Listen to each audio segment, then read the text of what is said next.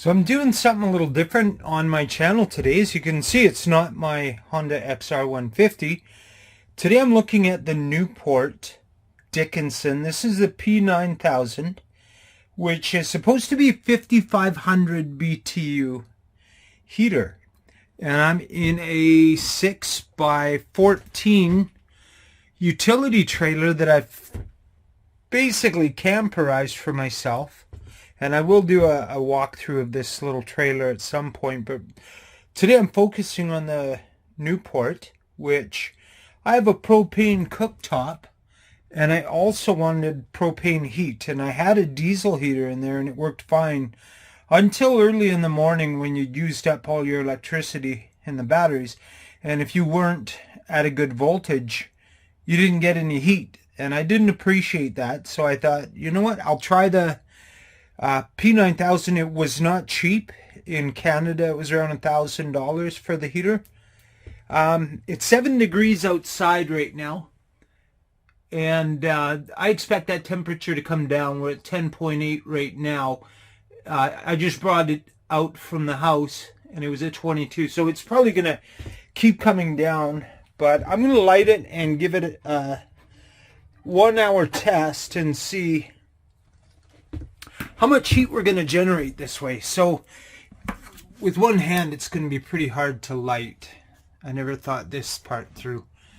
You have to hold the gas, and I'm going to have to set you down for a sec. And then once you've lit the flame, you hold it in, let the system in there has to warm up to a certain degree before you can release this. Most propane heaters are like that.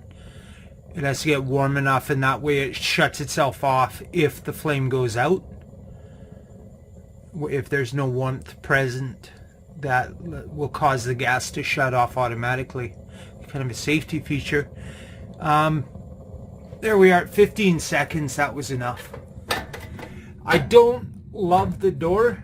This could have used a latch instead of a thumb screw, but it is what it is, and I never tighten it in fully. That's good enough.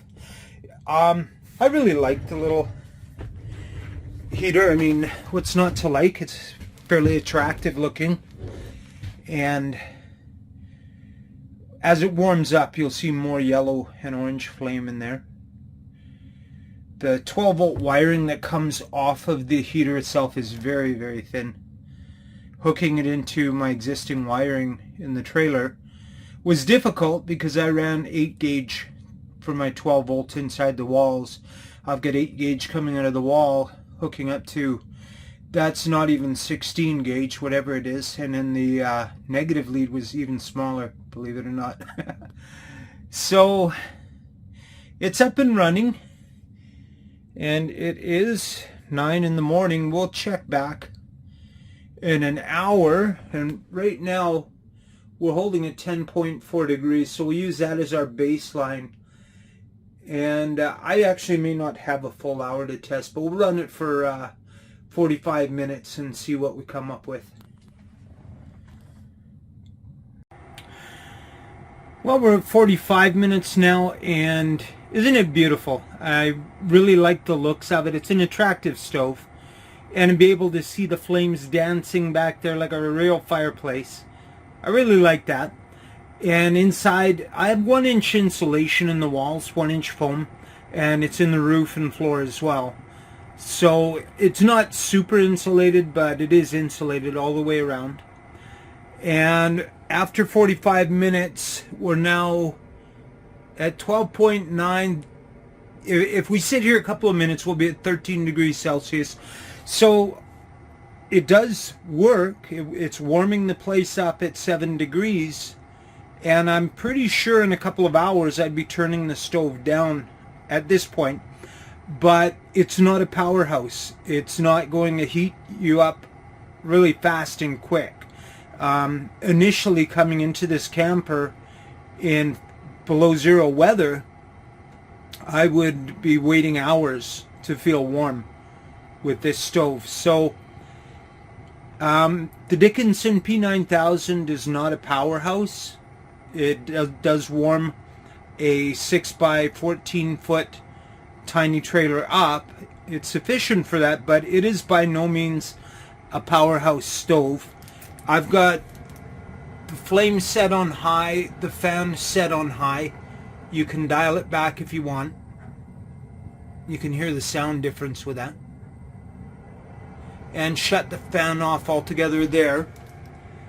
But oh, we are at 13.1, so it seems to be getting better over time, and probably if I gave it another half an hour, it would be comfortably warm in here with the outside temperature at 7 degrees, which is pretty good.